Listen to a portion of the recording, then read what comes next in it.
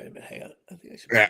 No hanging on here, Jimmy. Well, good evening, everybody. I was just adjusting my fine camera here at Shea, and welcome to the Jimmy Palumbo Show. That's right, the Jimmy Palumbo Show coming to you, show number 188 here. Big A, Mikey Irvin.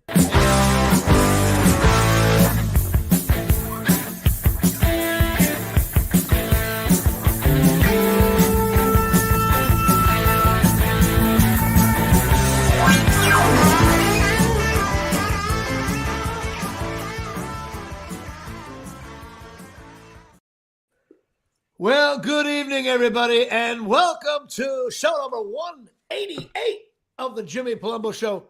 That's right. We've got a new setup here with Dave adding graphics, and I built a little bit of a platform so I can look right at you with the camera. Of course, my technology was from 1984. And this is show number 188, of course, behind the glass, your friend and mine, Dave Sturcio. Dave's happy the Cowboys didn't lose. And he's happy the Yankees won. We're going to get to all of that. But I actually hate show number 188, and I'll tell you why. 88's like not fun. Too many great players, more than number 88. Players I hated mostly. So I'm going to go with number 1, Bobby Johnson, 88, who I've been telling my nephew, Bobby, been calling him Bobby Johnson since he's born. Also, Ike Hilliard getting involved. Ike Hilliard, oh my goodness. And also a little known number 1, Pat Summerall, kicker for the Giants. John. And you know what's great? I actually looked him up, his stats. You know, Was he any good? Okay, yeah, supposedly. But here's the funny thing. It's why I love unnecessary information. He was a kicker for the Giants, and his entire career, he never missed an extra point for the Giants. You know what? I mean, he probably was like 4 years, but still, like, you know, how'd you do? Well, I kicked for the Giants. Yeah, well, they also probably didn't score many touchdowns either. So, you know, the attempt. No, it was more than you think. More than you think. Anyway, I got a kick out of that. But of course, I could have gone with, Des Bryant, who I couldn't stand, Drew Pearson, who I didn't mind at all. I was younger. I liked him. We used to play in the street, so he was a big star. Drew Pearson was a big star back when I was younger. I'm talking about when I was like 9, 10. He was a huge star. Then there's, of course, CeeDee Lamb was open on every play, but he's a little bit of a dick now. It's just he's like, shut up, just play. Everybody should call Jeter when you're in a jam. Call Jeter. Jeter tells you to shut up and just catch a touchdown pass. You know what? I think that's a falsity. Like Jeter had to have been pretty vocal to a bunch of people. I don't think he was. No? I don't think he was. No, I never heard anything of him being. He led by example. Anyway, I hate when receivers are jawing with the quarterback. Like Drew Pearson never jawed with Staubach. Anyway, because Landry would have benched him. But so that's it. Show number 188. Now, do you have a car? Or you just? No. Of course. I don't have. Listen, I'm busy doing the new setup for the Jimmy Palumbo Show. I'm trying to get my life still in order. The studio's back up and running. I had to get that going. So finding my cards is still not a priority. However, I'm trying to grow the goddamn show. Chop Sports is reinventing the wheel. I'm trying. You got right now. There was a while there where Chop Sports looked like Tropicana Field down in Tampa Bay, but somehow Sturcio found a minor league system a mile away, and we will be playing baseball. Also had an idea, Jimmy, as we're on episode 188. That means we're 12 away from 200, right? What should we do? I'm thinking we go to Pine Tar Bar and Grill on a Tuesday. Either in the afternoon, whatever. You know what? We should either do that or we do it live from Absolute Eyewear. Maybe Pine Tar would be funny. Either way, I think we should do definitely like a remote live. And so that's 12 shows. That's 3 months. So it'll be what? November, December. It'll be middle of January. Cold time, cold. Fork and River Day at Shea. The Rutgers fans will be just getting over another Pinstripe Bowl win. Yes, not even maybe. And the basketball team will start to shit the bed. Right. And I'll be a miserable. The Knicks might be. The Knicks could be shitting. There's so many negativity could be happening in February. Maybe we'll do that. That sounds fun. We got to do something for show 200. About 200. Like 200. And all we're hearing about is Pat Summerall and I kill you. So I got a lot to tell you about because I didn't say Venditti drove off the road because I got something to say about Venditti coming up.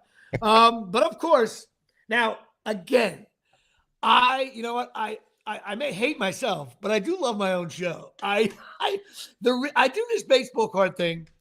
I love the people that say they hate it because I don't care. I think it's funny because I picked up another card here. And when I tell you the guy, I don't know if you're going to remember him, but something crazy happened with him. You ever have something you're like, oh shit, I remember that? Like, it just like, I was like, my hard drive was closed off.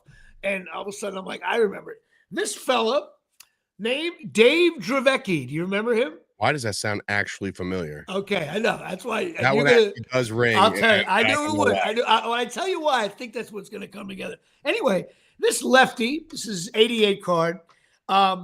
He played with the Padres and the Giants from 82 to 89. He was 64 and 57, 3.13 ERA. His best year was 83, made the All-Star team, 14 and 10, 3.5 ERA. In the 84 playoffs, he had 6 innings pitched, 2 hits, no runs. In the World Series, 4 innings pitched, 3 hits, no runs. So he was getting it done. Dave's drinking his jug on cue. So overall, this guy in the playoffs, 25 innings, 12 hits, only 1 run. And he made decent money. He was a good pitcher, but here's what he's known for. And this is where it may come together for you a little bit. He's known for 2 major things. The first thing is he was a big Christian and he believed in God. So he was walking around with 4 other guys. They call them the God Squad. The other guys, I didn't know who they were. God Squad. The God Squad, right? And but then he was part of that John Birch Society, which is that right now John Birch seems like it's a golf club in Ramsey. But back then, John Birch was a far right Christian group that had some very some weird viewpoints on things. I'll leave it at that. I'm not political, so I don't type shit. All right, go ahead. Yeah, okay.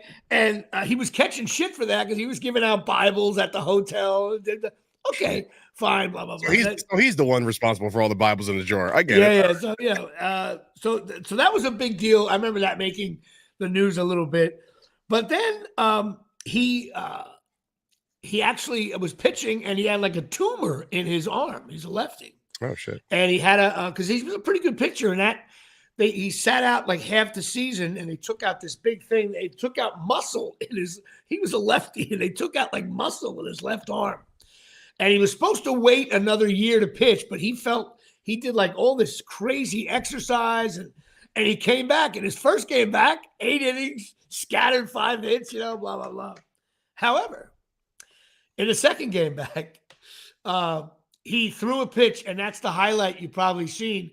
He threw a pitch, and his arm broke in half. That's probably what you remember. Oh, shit. He falls to the mound. I know you've seen this clip. It's been on. Oh, brutal. He falls to the mound, and his arm just becomes like phlegm, and he's like screaming, and they get him off of there. But he got they immediately surgically repaired that.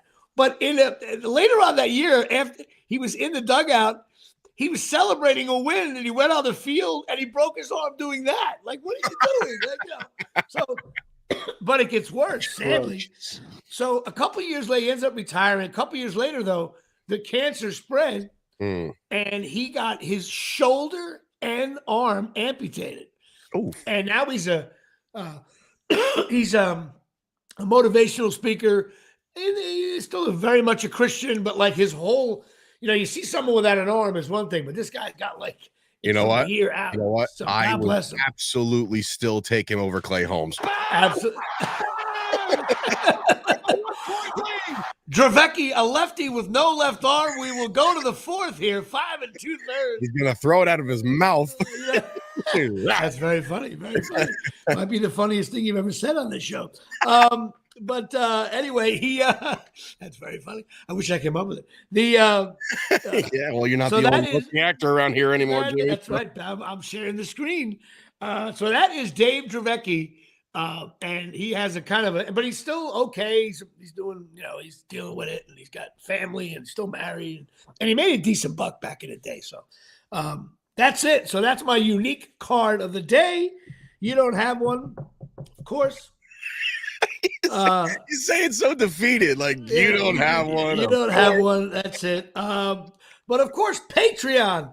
We are now in a what I call a David Wells / Chisholm slump here. David Wells? You mean Austin Wells? Austin Wells, David Wells, same guy. Shit. They look the same, even though one's a. Why does Austin Wells look like he's 38 years old, played with 19 teams? It's the mustache and Bush Light he has in the. My God, it looks like he should be doing gay porn. Good evening, everybody.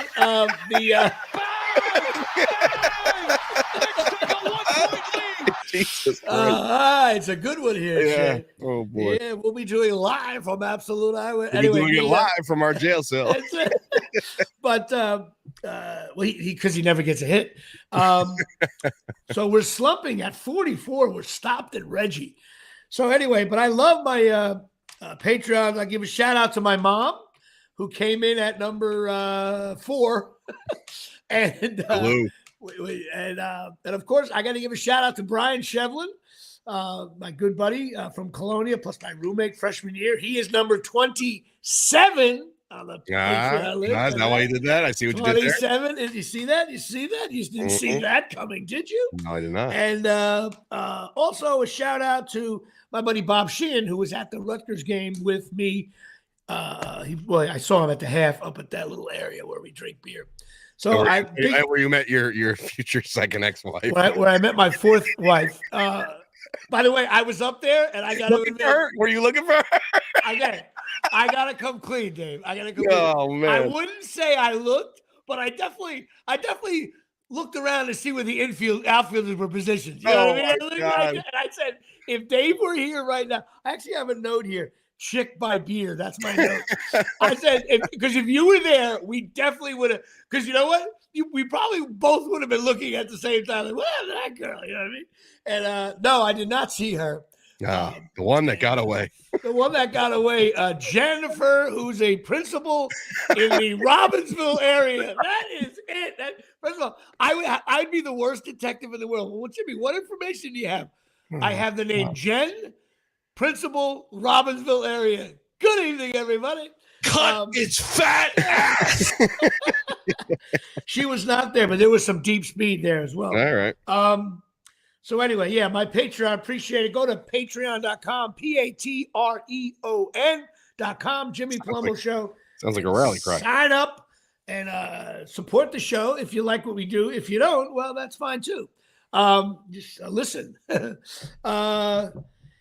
And of course, with all the hurricanes, Donna and Tommy survived. They're down by Fort Myers. They survived everything. They didn't lose any property. ChasingMiracles.com. Of course, now William Shatner's on it. A bunch of other stars. Maroon 5 guy uses it now. Maroon 5 guy. Maroon 5 guy. What's his name? No fucking idea. Wait, hang on. I got it right here. Jared Leto? No. No. Yeah, Leto. Wasn't Leto the Joker? Wasn't he Maroon 5? Let's see. William Shatner, Gwen Stefani, and Adam Levine. from Maroon 5. Adam Levine, who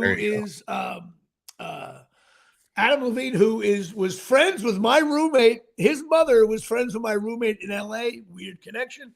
If I ever saw him, I would say, yeah, my friend of mine's friends with your mother. My mother's probably dead by now. Who knows? But that's my connection to Adam Levine here.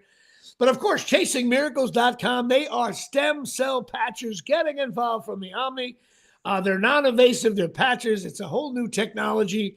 No needles. They're non-invasive. Dave, if you take these and they make you pee in the cup, what happens? You will absolutely do what Jameson Williams of the Lions couldn't do, and that's pass a PED test. There you go. Mr. Jameson Williams, enjoy your 2-game suspension. You bum. That's it. So it's shit your body needs, and this thing it really helps at a cellular level. Check it out. But also talk to Tommy and Donna. They got a bunch of other patches that do pain relief and a bunch of other stuff. Cool stuff. I wear them all the time. Not wearing them today. I'll put them on after. And that is Chasing Miracles. Now, let's get to the program. First of all, the name of the show really should be Stanton. Great. I have been pontificating about Giancarlo Stanton. I bet on him to hit over 26.5. He went way over that with 27. I with 5 games left too. I was like, oh shit. Listen, he's completely dominating the playoffs. I mean, he's not only hitting home runs, he's not really striking out as much, and he's hitting like huge home runs, like bone-crushing home runs against really good pitching. And he looks cooler. He doesn't wear those stupid shirts. He had a jacket on. He just looks cooler. He's tougher than – I still think when he hits a home run, he calls Soto a pussy when he walks by. and of course, the brutal Game 3 loss. I watched that game under mental conditions, really. I was at a birthday party for an older guy I played pickleball with.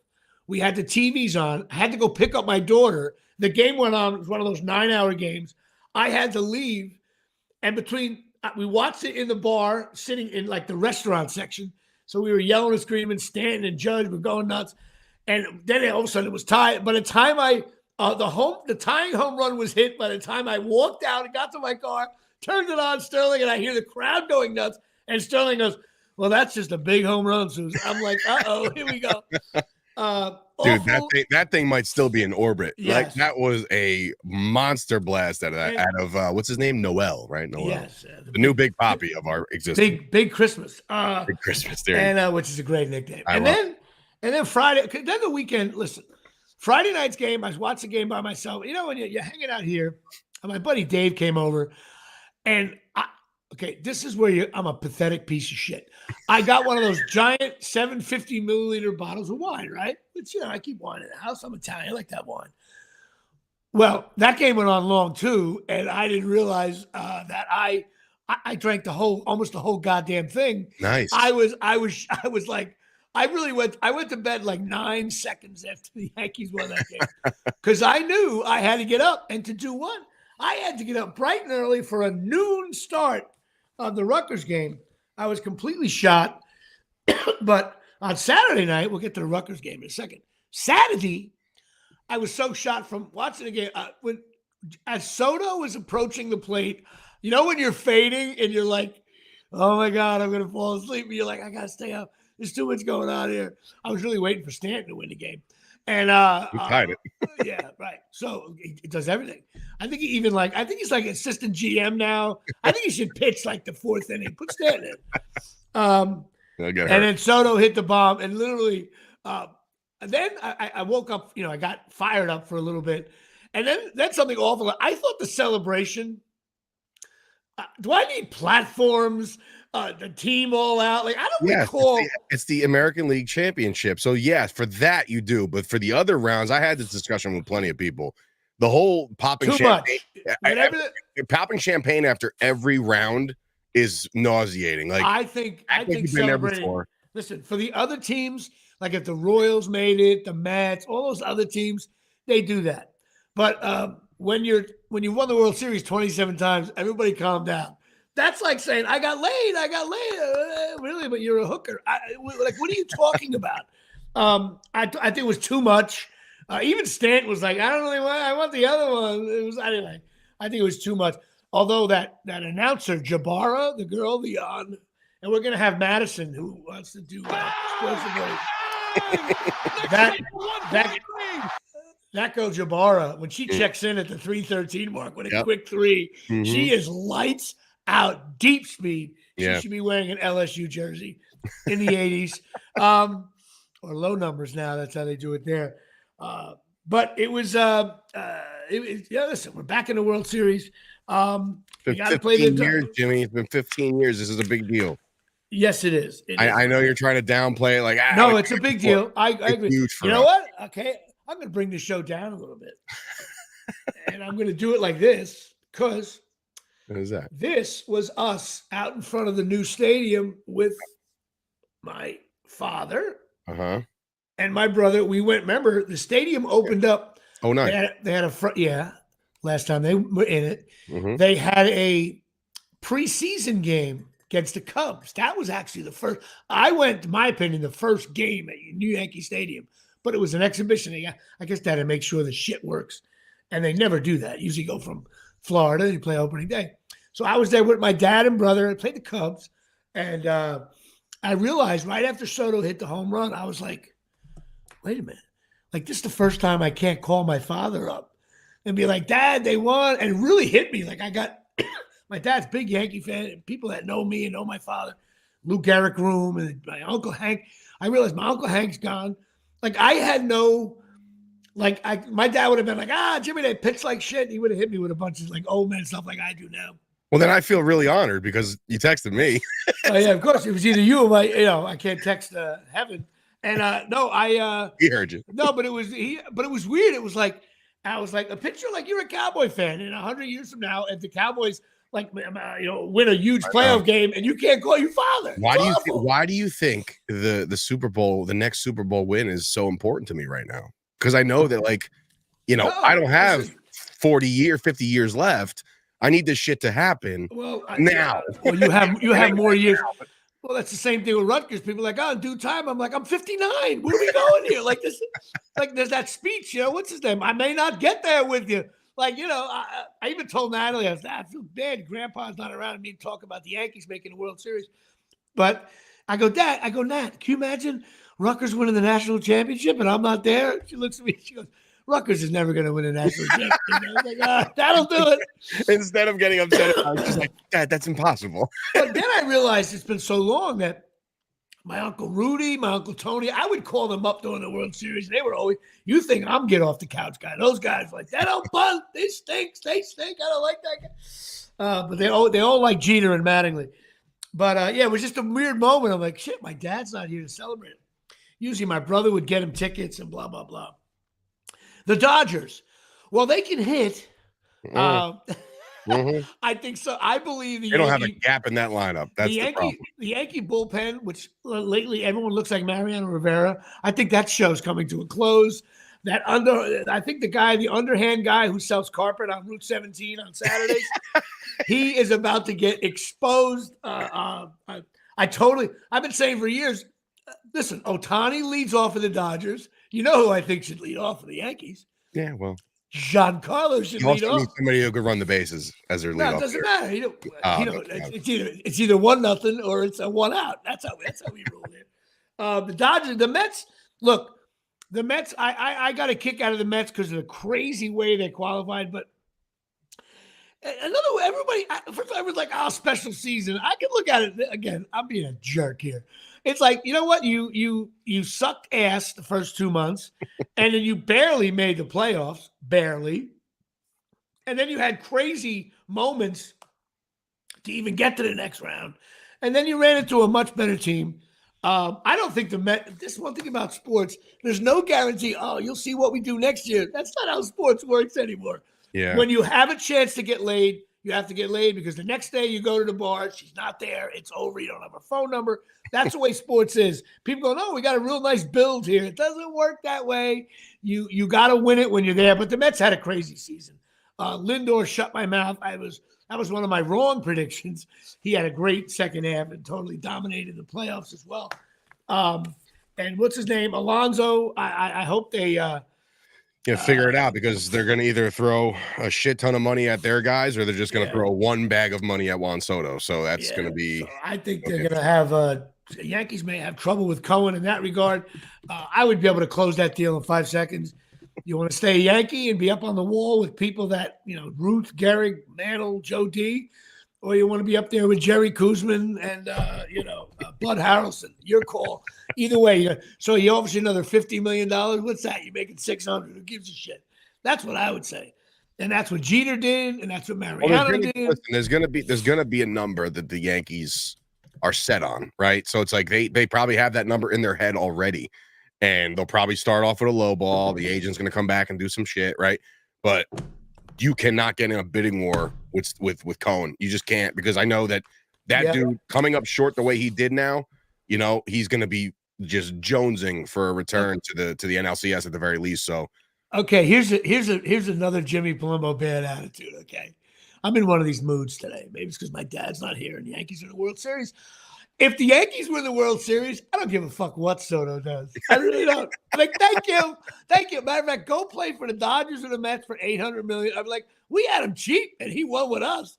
There's no guarantee you're going to win with the other team. So if the Yankees win the World Series, I'd be like, I would offer Soto a couple $. All right, we're done. We're done with you. The difference between Juan Soto and pretty much anybody else in our lineup is that he's not only is he packing a punch with the bat, but like I think he's changing the demeanor of the team as well. Like they got a little bit more. And look, I'm not going to sit here and say like I like his little shuffle every time that somebody throws a ball. I don't can't like stand that. I hate all of that. And he's a shitty fielder, I think. Well, I mean, it is what it is with the fielding right now. But what I will say is he's changed the dynamic of this team, and he single-handedly sent us to the World Series with one swing of the bat.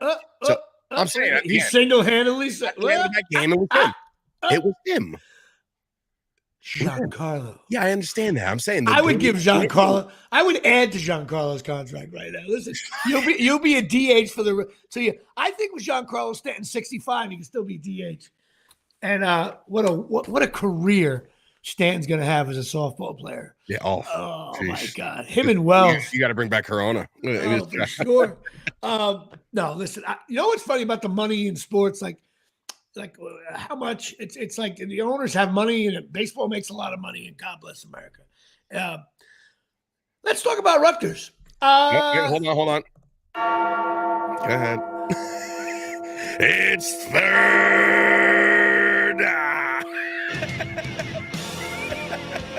That's hurtful. It is. Hurtful. They stink. They fucking listen. I'm a huge Rutgers fan. They hate me on Facebook pages. Because these fans are like, no, we're okay. No, we're not. We're injured now. We stink.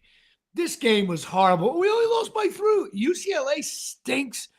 We you know what? Rutgers stinks. It was homecoming. Okay, here are the positives. I got to see some of my old Kappa Sig buddies. It was 2 tailgates.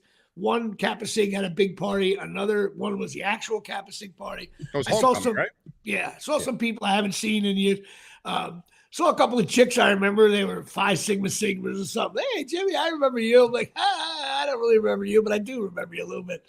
And one of her friends, yeah, you took one of my friends to a formal or something. I was like, I felt like Dave Dravecky. And the 5 2/3. But so that was great. There was no one. The stadium was filled, but not really. Anybody could have got in. I did the greatest thing though. I actually had an extra ticket because a friend of mine, Dave Sturcho, who does podcasts, he decided to go pumpkin picking with his family. Not my fucking fault, man. Okay, all right. What do I say though? It's the beginning of the end. You're sporting. I told you though. If there's a ranking system here, the Rutgers Scarlet Knights are not breaking the top 4 yet. Listen, so like when they ever get a chance to get when up your daughter's dancing, when Miles is the best linebacker in the county, and he has a huge game on Sunday at 1:00, and the Cowboys are playing the Colts.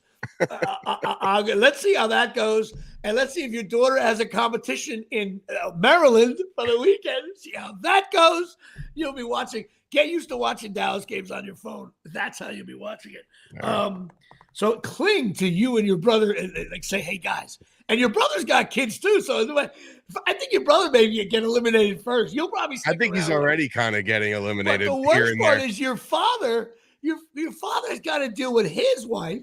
Hey, honey, I know there's a game, but we got to go to kid. Nah, but she's bonus mom Barry is cool like that. She don't schedule shit on Sundays. She also. Okay. She cooks. She cooks the gravy on Sunday. Like that was. But the little kids are dancing. You're screwed. It's an immovable force. You're done. It's all against Andre. There you go. It's all that. But I don't even know what the hell I was saying. But Rutgers just. I'm just tired. I saw Bob Sheehan was there. I saw Caprio, cornholelevel.com. And that ride home after the Rutgers game. I want to do a documentary on Netflix. It's called Jimmy Drives Home from the Rutgers game. And all it is a camera on my face. And I want it split screen, the 287 road and my face of sadness, of depression, that hour and 9-minute ride up. And then I listened to the post game. That's how evil I can be. And listening to Shiano, well, we go, oh my God, just please say I'm so sorry. How do you feel about Carlin? I don't like him at all. I don't mind him. He does a decent job. But listen, talk about a tough job. Yes. Now, what I wanted to cover also was there's some stats about Rutgers, and let me just call it up right here. Actually, I sent it to you. I didn't realize I did send it to you. Mm-hmm. There's some very funny stats about Rutgers here that I think need to be pointed out. Since 1983, Rutgers has lost 3 games in a row 14 times. They've lost 4 games in a row 13 times. They've lost 5 games in a row 5 times. 6 games in a row 3 times. 7 games in a row 1 time. 8 games in a row, never. We're good at that. Once we get to 7 games, talk to Kyle. Bet heavy on Rutgers. 9 games in a row 3 times.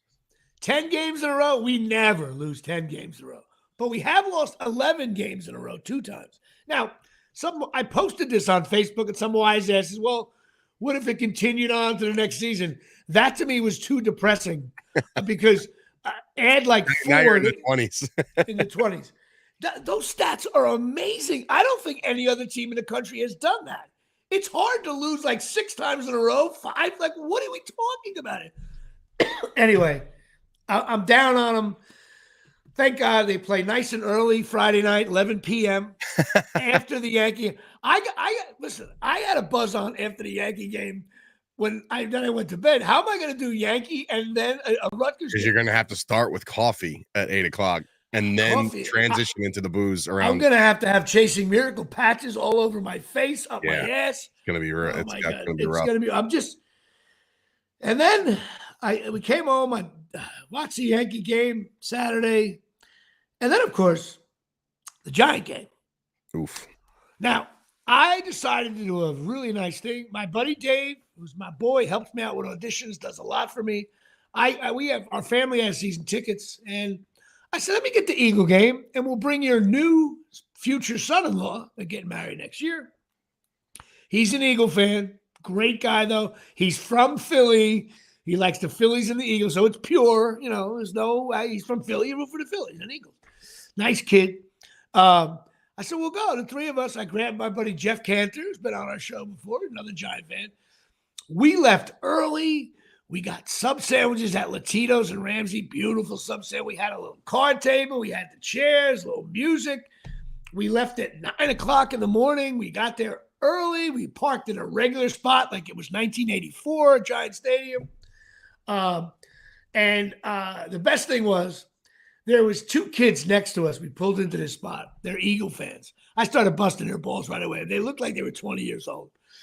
And I was like, oh, you guys got a tailgate going. And the guy goes, my buddy was supposed to bring the hamburgers and rolls. He overslept. He's not coming from Philly. I was like, what do you guys have? He's like, the guy had 3 hot dogs in a bag. 3. Wow. I was like, and he had the grill there. So they started cooking it. I said, guys, what are you doing here? But next to them, there was a spot. And this car pulls up, and I see this chick, she was pretty, I guess. And she's like, is that your spot there? And their grill was in the way. I said, no, we'll pull the grill over. I got them a key parking spot. It was jammed in this lot by that point. And then the father gets out, right? He's like, oh, thank you so much. I'm like, don't worry about it. But what I didn't see is the LSU wide receiver room in the back seat. This girl gets out of the back seat. You know what I felt like? I felt like it's like when Rutgers recruits and they recruit a wide receiver, and it just so happens, hey, you know what? My friend's actually being recruited by LSU. I think I can get her to go here. This girl gets out of the car. She is deep speed. I'm talking a 4.2. She was way young though. These younger guys next to me immediately went like, whoa. I told them I'm the best GM on the planet. I'll put that puck right on your stick. All you got to do is just shoot it. They came out. They were taking pictures. I kept on saying, take another picture of us. I didn't even know these guys. Take another picture. Trying to get dialogue. They actually would chat a little bit. But it was a perfect day at the stadium. sunny, nice, sitting in the chair. Eagle fans going by. They were like semi having fun because the Eagles stink too. And everybody, the people wearing Barkley shirts, putting tape over the word Barkley and you snake and all that stuff. Then we decided to go into the game. How fast you leave? There's just, I can't believe, let me tell you how bad the Giants are. Because I think in terms of Rutgers, so I'm a loser. I get inside the stadium. I was like, I looked at my buddy. I was like, I can't believe this many people are here. He's like, what do you mean? I'm like this place is packed. For what? Like, why? There was an option to stay in the parking lot. Why are they here? And then there was a lot of Eagle fans there, not like the Cowboys, of course. Tons of Eagle fans there. And it was just a boring, slow. Barkley did his thing, ran the ball, stopped, ran the ball, stopped, ran the ball, stopped, ran the ball, 70 yards. Stop, catch a ball for 40 yards. Stop, 90 yards. I mean, it was a joke. And the Giants just, they have no line play. You see how noble he was at the end of the game? Yeah, I saw that clip. Yeah. Was he so noble when he took so bullshit? Well, yeah. Did anybody say, you really didn't take much more money with the Eagles? Why are you wearing an Eagle uniform? Oh, because we got 5 all pros on the offensive line, and I'm from Philly and screw the Giants. I don't blame the Giants at all for that. But the Giants, no, what are you going to do? Giants don't need help at running back. They need help all over the place. You need playmakers. You don't have any. No, Giants don't have people to cover anybody. You don't have anybody. They're open on every play. It was awful. A.J. Brown, whatever his name was, he was open on every. He looked like CeeDee Lamb out there. And then Jones has no time to throw. And then Daniel Jones, listen to me very clearly. You're not the main problem. But when you're getting bitch slapped and the coach takes you out at the start of the fourth quarter, you sit quietly, you look at your iPad, and you help the other shitty quarterback who was not good enough to beat you out, and you help him out by telling him phrases like, look out, whoa, okay? And then you actually kind of are pissy about it. No way. You got to call up Jeter. And Jeter, what do I say? He said, say nothing. He looks like... I'm glad that the Giants stink. So down on them. Oh, were they 2-5 now? It's awful. Yeah, it's looking bleak. Bleak right now. You know what? And the way I watched a little bit of the Colorado game, I hate the guy, but I tell you what, man. I was so down on Sanders. But you know what he does? Shadori talking about the quarterback? Yeah, the quarterback. He's too smallish to this, but what he does is his team just scores on every fucking possession. And everybody says, oh, no, Travis. No, he hits that other guy. He hits the tight end. He's got a rocket arm. I'm telling you right now, Sanders is going to be a stud. He's going to be just like the guy in Buffalo, the guy on the Raiders. He's going to be a giant. I'll hate it, but I'll love it if he's zipping the ball all over the place. So that was awful. So I had a terrible, 18-hour day, 2 days in a row. 9 and 9 of watching. I don't want to go to another football game till next September. I'm down with Rutgers, but I'll be watching the USC game. Sure. All right. What's time we got here? We got time. What was I going to say? Just watching. I can't take one thing that occurred. Now, I caught some shit online for this. We're going to talk about something very near and dear to my heart, the WNBA. Now, Mike Breen should call WNBA games. Go ahead. Okay, they're not going on strike, but they didn't sign their collective bargaining agreement because they want to get more because the sport's popular now. The reason why the sport is more popular this year, there was a young girl over there in Iowa, Caitlin Clark, who sold out wherever she went in college, scored more points than anybody ever has. She gets into the league. She puts the league on the map. They don't put her on the Olympic team as a backup. That was another stupid move. And she makes WNBA in the news. She brought it to the news. Now, there's a couple of star players in the WNBA. Yeah. They've been there. Then they complain about her, a racist thing. Oh, she's white. That's why. Okay, we got to listen to that crap. Then the ratings are up. But then I read there was an article came out 3 days ago about how every NBA team loses money every year, and they're completely subsidized by the NBA. So they're not privy, like LeBron James, that money, they're not privy to that. That would be like me saying we should make as much money as Penn State does. No. And then the league is more popular. And I'm telling you right now, if the announcer says, and Caitlin Clark is limping off, we'll be right back. The tickets the guy bought in February, then that guy's not going to go to that game because who cares? We both watched the last 5 minutes of the WNBA game. You had an issue with YouTube TV. You were telling me. Just quick explanation. YouTube TV does this multi-stream thing, and it's a great feature for if you want to watch more than like one NFL game. Sometimes I can watch up to 4, and they're all like 4 big boxes, and you're watching 4 games in pretty decent size. And they're like, do you want to watch multi-stream? And I was like, yeah, I kind of want to watch the Mets game and the Jets game. Not the Jets game. Yeah, the Jets game on Sunday night. So YouTube TV, for whatever reason, said, would you like to watch this in multi-stream? I said, yeah, that's what I want to do. They threw up 3 windows, 1 Jets, 1 Mets, 1 WNBA finals. And I was like, I don't give a shit about this. But then I'm like, you got to foul. You got to foul her now. Like I'm just like, I got into. I thought it was a bad of the game, and I'm all over it. It was a bad call. That should not have called her foul. I agree with that. No doubt about it. But listen, I'm a New York guy. The New York Liberty finally won it after 25 years. That's cool. And then I got to read in the paper that they're not signing their collective bargaining agreement because they want to get what's theirs. I also learned that the teams don't even pay their fees back to the NBA that they're supposed to. Could you imagine being the owner of WNBA? I would lose my mind. You can't ask for more money. You don't generate it. The NBA players should get every dime they can because the NBA makes billions. Football, NFL, absolutely hold out. They're screwed there. They have no guaranteed contracts, all that crap. But those leagues generate billions. They're global phenomena. It's crazy. People in Australia and Zimbabwe are wearing LeBron James jerseys, right?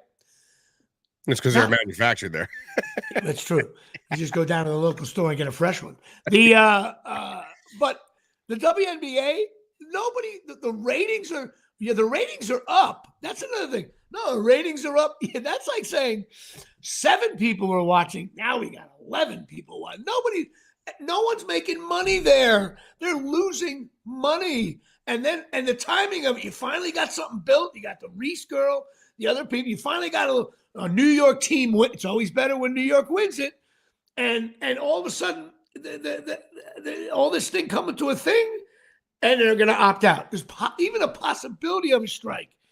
And other players say, we don't get paid that much money. Yes, because nobody watches. Nobody buys tickets. You know what? I don't get that much money to do this podcast because nobody cares. But you know what? I'm going to opt out of my collective bargaining agreement.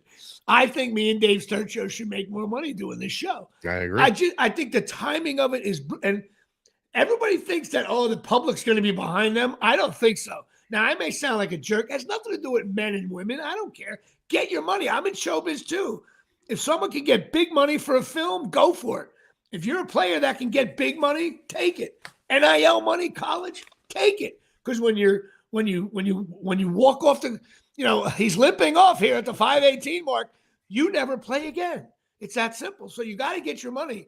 I get that. But the league you're in has to be generating billions. I just think the timing of it is shitty. And I don't know. I don't know how you feel about that. I'll tell you how I feel about it. I don't feel about it. You don't care. You know what it is? Though? It's exactly what you said. It's not a male female thing. It's a what have you done for me? Like we're not gonna, like, they have the option to opt out, so they're gonna do that, right?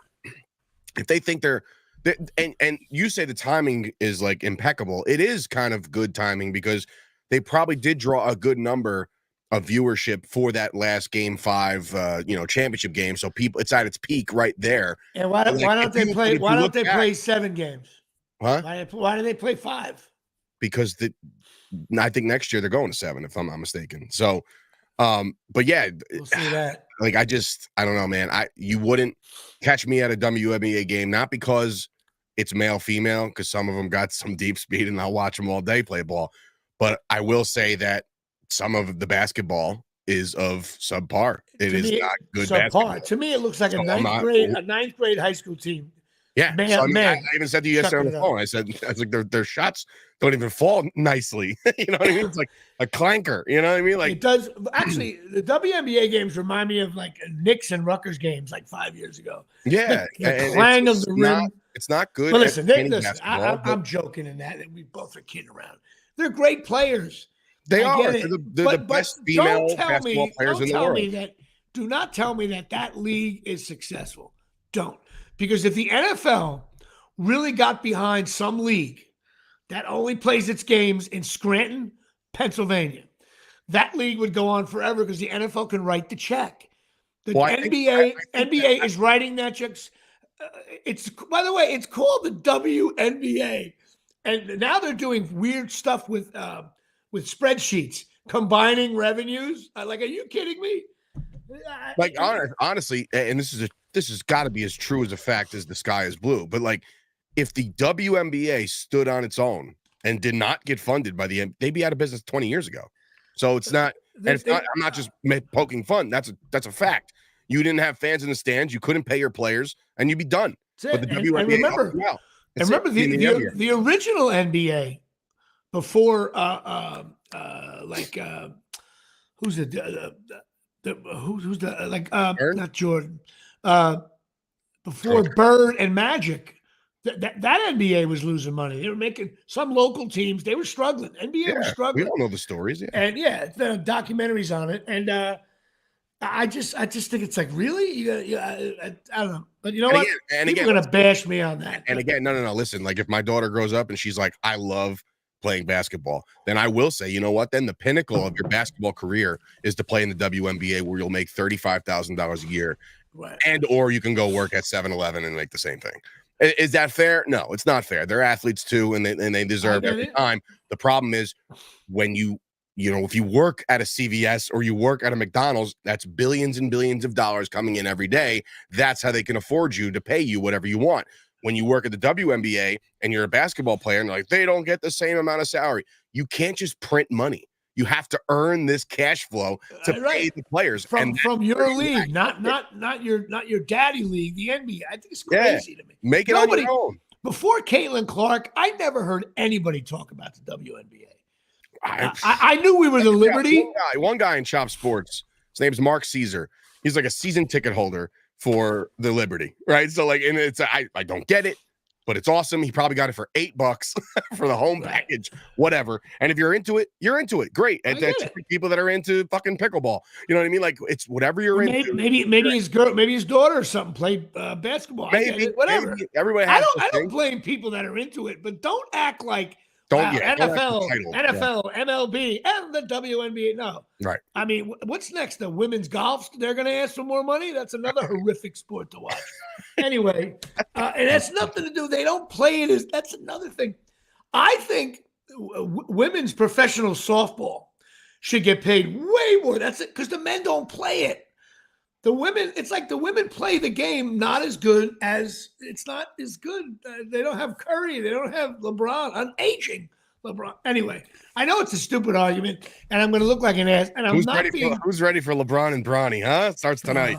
That's another thing. First of all, Knicks start tonight, which is exciting. I love it. Yeah, some of those articles by the anonymous NBA scouts on Bronny. Ooh.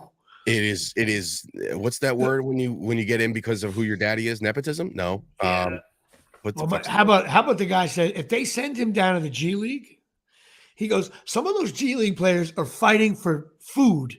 They're trying to stay. I think the G League there's some money there now a little bit because again the NBA sponsored them. And I don't root for people to fail. No, I don't want them to fail either. But it's LeBron, and he pulled all the strings to get this to happen. And if it falls flat on his face, I will kind of like give a little smirk, like not everything he did to his turn. Nobody says he was ready to be an NBA player. He should have stayed a couple years. There was never like, oh my God, can you imagine when Bronny comes out? I'm pretty sure the other son was better. So it's like for this I'm kid. told the two guys at Rutgers. Bailey and Harper, who, by the way, we lost to St. John's in an exhibition game. That annoyed myself.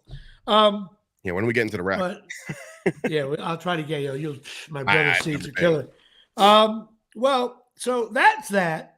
But now it's time. I saw Mike Caprio at the Rutgers game with his lovely wife. She's a big fan of beer leagues. She thought the pilot was great. And he owns cornholelevel.com. Now, listen, Dave, your wife did call me this morning and said, Jimmy, I got to be honest, Dave's cornhole is fine this weekend. Cowboys didn't play. Of course, I need reconstructive surgery on my cornhole now because of the Rutgers game and Giants.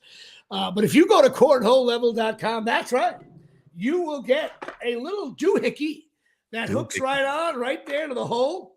And he gets it this way. I saw some cornhole boards at the Giant game. And I wish I had I would have been, guys. You got to stop leaving home without it, man. You can't leave without your cornhole. And $19.95, put in the promo code JP Show or Chop Sports, or there's a bunch of codes. Get in touch with me if you're going to order them. These things are cool. A great shitty stocking gift and a lot of fun at barbecues. Dave would never have a shitty cornhole board at his house. Nope. There's no room for it because there's all kids' toys in the backyard, but still. Very fair. That's fine. But they also sponsor the most important moment. This is like I can't take it. I love it. Well, I like to pause because it makes me feel like I'm important. Oh, okay. The Jimmy Palumbo NFL stinks list. And I think I was kind this week, maybe because I'm so anti-football right now. The AFC East, Buffalo Bills upgraded to good. Dolphins, Jets. You do know when I lump three teams together, you know it's coming. Yeah, I know it's coming. Dolphins, Jets, Patriots. I'm sorry, you all stink. I think the Jets really stink. And I also told you the Jets aren't making the playoffs, and I don't think they are. Rodgers had a decent game. Poor coaching decisions there. Have you ever seen? I'm not sure if this ever happened with any other quarterback, maybe in history. I mean, I can't. That's probably not true. But like every time there's a drop ball or a missed route or something, they zoom in on Rodgers, and it looks like he is about to commit murder. Like he looks like he's about to fight that. And how come right there on the field? And how come the tight end doesn't look at him and say, "Why did you throw that ball with seven guys around?" Because that was a huge Jesus right there, and you can't do that. Yeah, well, you know what? I don't think. I'm telling you right now. I'll look up the stats. Rodgers right now is. What do you think he's ranked this year? As far as what, like QBR, like total QBR? Yeah, probably in the middle. Probably right in the middle. Yeah, it's over. He's 70 years old. Baltimore Ravens, good. Pittsburgh Steelers, from average to good. Something about the Steelers, I swear to God, it must be tough being a Steeler fan. Russell Wilson, baby. The Steelers never suck. And they get in these games. As soon as I see a score like 9-6 in a Steeler game, I'm like, Steelers are going to win this game. Like, they never lose. They lose, but they never, like, they're always in the game. It's so, and their offense is always dreadful, but somehow they scored 37 on the Jet. Didn't they lose a couple weeks ago? Yeah, they lose, but they're yeah, okay. So that's the Cowboys' best win. That's it. That's all we got right now. Better than a Giant win. I give them a good. Cincinnati and Cleveland, thanks for coming down. You get the free home version of How to Be in the NFL. You both stink. Houston Texans, listen, you had a nice week. I gave you the very good. I dropped you to good. Indianapolis Colts, average. Jaguars and Titans, you stink.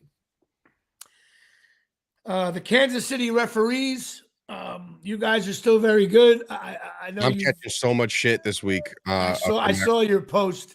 Dude, but am I right? You're right about that. You're right about that. You can't, when you tiptoe, they gotta do something with that because the player can't do anything. Right. And I don't understand. Like, people are like, no, he juked him out. You're just a hater. I'm like, I'm not just a hater. If that guy is beelining towards the sidelines, I'm laying off him because I know I'm going to launch him into space and I'm going to get 15 yards and possibly thrown out of the game. Right. So, like, what am I supposed to do? And then all of a sudden, he makes one jump cut and he looks like Barry fucking Sanders. Like, it's not fair. I agree. And the referees, I think they get calls, whatever. I agree with you on that. Denver Broncos, average. Chargers, average. Vegas Raiders, stink. The NFC here, Dave and I's favorite division. I'm going to put the Washington Commanders, keep them at good. I have to upgrade the Eagles to average. They did kick the shit out of the Giants. I'm keeping the Cowboys at stink because they didn't play. And the Giants at stink because they did play, and I was at the game, and they stink. The Giant ranking is the only pure ranking this week. I was at the game. I smelled it. Besides the sausage and pepper bin that's underneath the stands, I smelled how bad they are. Detroit Lions, very good. The Vikings, very good. That was a close game. One of those is going to leave the very good soon enough. Upgrade the Packers to good, and the Bears stay the same at good. The hell of a division. Yeah, they're good over there. It's going to be tough. The Lions are good. Atlanta Falcons, you're average now. I gave you a shot for a week. You suck. Tampa Bay, you're downgraded to average. Saints and Panthers stink. Seahawks, average. The Cardinals, the 49ers, and the Rams. I'm sorry, you stink. The 49ers, they keep showing that coach. What's his name? Shanahan, whatever his name is. And it's as if, like, they're always like, well, look over that Shanahan. He's going to figure it. No. It's the NFL. Guess what? They got the Cowboys this week. So let's see what happens on Sunday night. You know what? I think the Cowboys are going to beat them. I said that on Twitter, and people are just like either A, making fun of me or rallying behind me. But I was like, the Cowboys are going to, this is my exact quote. I was like, they're going to fuck around and win this game and send everybody into another space of Looney Tuneville because people are going to be like, we're back. No, you still stink, but you just beat a really down 49ers team who are going to be down CMC. Ayuk tore his ACL. Debo's got pneumonia. Kittle's got a sprained ankle. Jennings got injured ribs. They got nobody out there, but somehow, some way, we will find a way to lose this game. Trust that. We'll find a way. The crazy thing is about the Cowboys, and I've been hard on them all year because I watch them play. I don't think they're playing well. And the stinks list, by the way, you can get out of your stink. There's no question about it. But the Cowboys are still. If the Giants were 3-3, I'd be like, okay, you got 3-3, a wild card in play. So the Cowboys are. And once you get in the playoffs, Cowboys got talent over there. So the Cowboys are the fan base right now are looking at 3-3 as if we're 0-6. No, and another team. What? And the other team that really, if you look at their schedule, even the Jets, as much as I think they stink, their schedule has some gaps in it where, like, if the Jets win 2 or 3 in a row and they get on a roll, the Jets could be in play. Everybody's kind of in play right now, except for the Giants. And the Cowboys are far from eliminated, far. You pick up the 49ers. That was a tough game. They got 45 injuries. They still got to play the Giants. That's 2 wins right there. On Thanksgiving, nonetheless. It's going to ruin another holiday. You know what? That's great. Actually, I love that we're playing on Thanksgiving because I'll be busy at my mom's house. And she hasn't been feeling great. And she'd be doing all this stuff. And the game will be on in the background, one TV at my mother's house. It'll be great. That's crazy. You're the opposite side of the spectrum from me and my family. We literally plan dinner around the Cowboys. Yeah, we won't play during the game. It's a 4:00 game, I assume. It's not the night game, is it? Yeah, it's 4. Well, we might miss a half. It'll be on in the background. We eat at like 3:00 on Thanksgiving. Like that's usually how we do it. We just get it. You'll be eating dessert when they're kicking off. So. Well, the Giants. I just don't. Yeah, but the Cowboys are an enigma too. I can see the Cowboys, shit in the bed and McCarthy gets fired and all that stuff. So that's my stinks list. I played pickleball last night. Oh, we can't have an episode go by without you saying you played pickleball last night. I did. You know what? This is breaking news on ESPN. Oh. I hurt my knee about 10 days ago. I don't know how. I don't know if it's arthritis, getting old. All of a sudden, I thought I'd shake it off, get back in the box, swing the bat like Giancarlo. And all of a sudden, like, this one ain't going away. And then I hurt my toe a little bit, so I thought the gout. I'm like, oh, my God, I'm a mess here. I was on the court, but you know what? I reached way back, and I played really well, and I bitch slapped a bunch of people. So that felt good. All due to the Skechers that are on your feet. There's so much big news ahead. Nutcracker rehearsal. I am performing once again with Natalie Joan Palumbo in the Nutcracker up here in Bergen County on November 23rd and the 24th. I will start rehearsals, very intense rehearsals, because you got to be in a room with like 60 girls aged from 5 to 18 sweating their ass off. Then they bring the old people in. It reeks. It reeks in there. And then I got to hold my vest. But I think I carry the show. I'm like Giancarlo. I think underneath my vest, I'm going to be wearing a 27 jersey, especially if they win it. So that's exciting. I also got comedy on November 2nd. Where's that at? On a Saturday. That is in River Edge. I got to put up next week. I'll put up more information on that. River Edge. Is that then they're like AC? I believe it is might be a private show. I'm also doing stand-up on November 21st on a Thursday at the Brownstone in Patterson.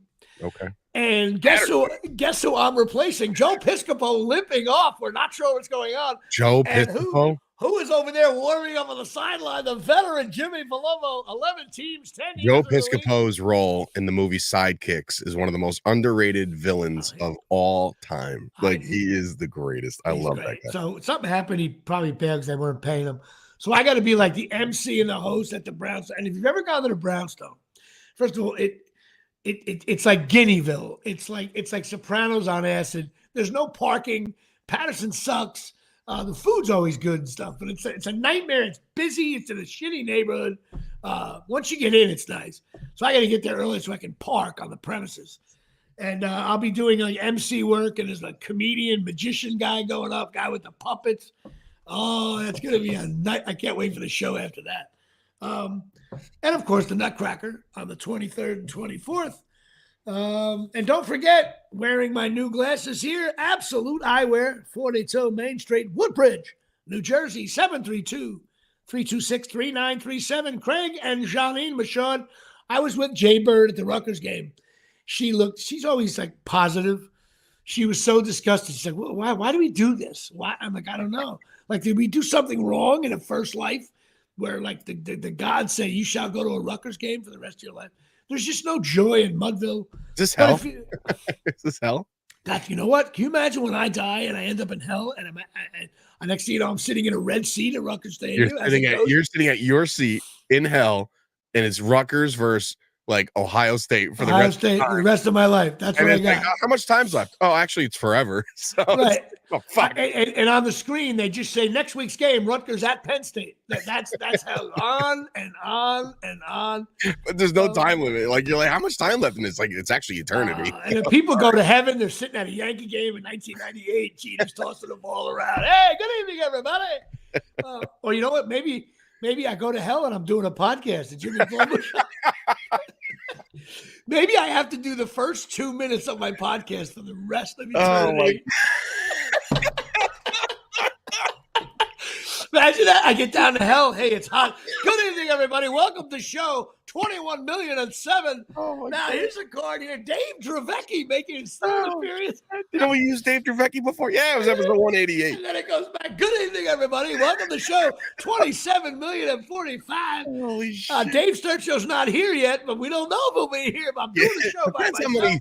It depends on the life choices down the stretch. Hey, we'll figure this out. We'll be back after this. And here is national debt. It's 27 million. That is the same show here. And believe it or not, the Liberty have won back to back.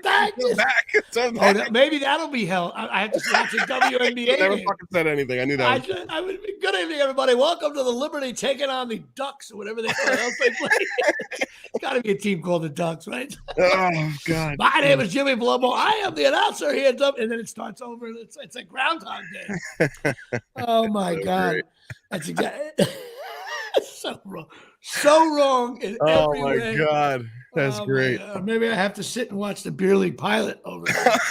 Come on. I have to watch your scene for the rest of my life. I stole the fucking show. I Dave don't know what you're talking about. Destruction. At least I get to see Natalie Vero for a few seconds, though. Christ. She's a pretty girl, and she does a great job on the pilot. So go to Absolute Eyewear. They got Charles Oakley hangs out there, and maybe I'll be sitting next to Charles Oakley. And that's it. Also at Shea. Oh shit! Sorry.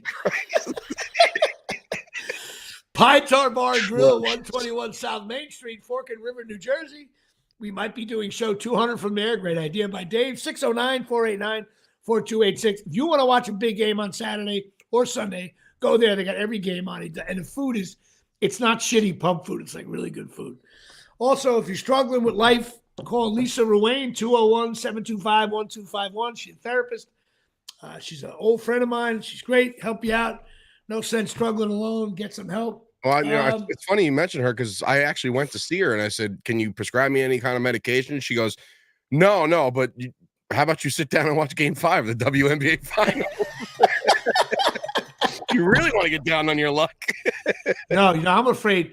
What if I get a phone call from your wife? Hey, Jimmy, listen, I got to talk to you about Dave. Hey, what's going on?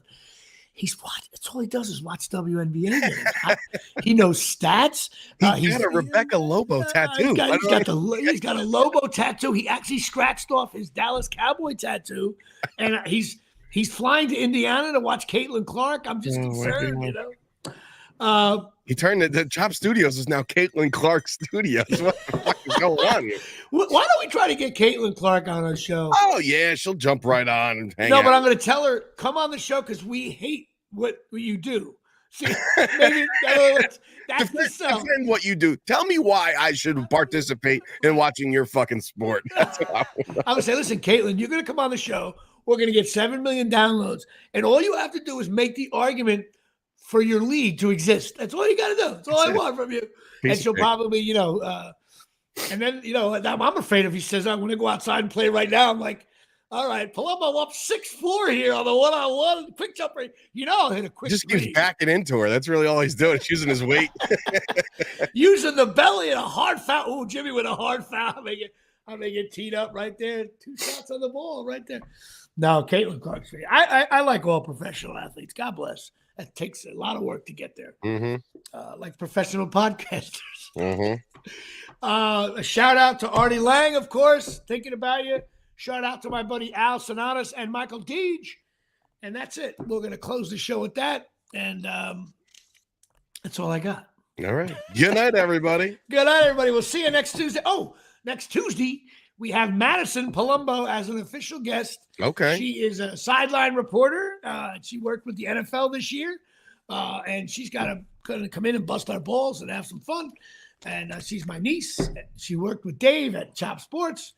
And we're going to have some fun. I may or may not be responsible for her success going forward. So, I'll just put that in there. Yeah. But hey, the deep speed also helps Madison's cause as well. Yeah. Very attractive young woman. She does good thing. And she knows her sports. She knows her Yes, she does. Yes, she does. All right. Good night, everybody. That's it. Good night, everybody.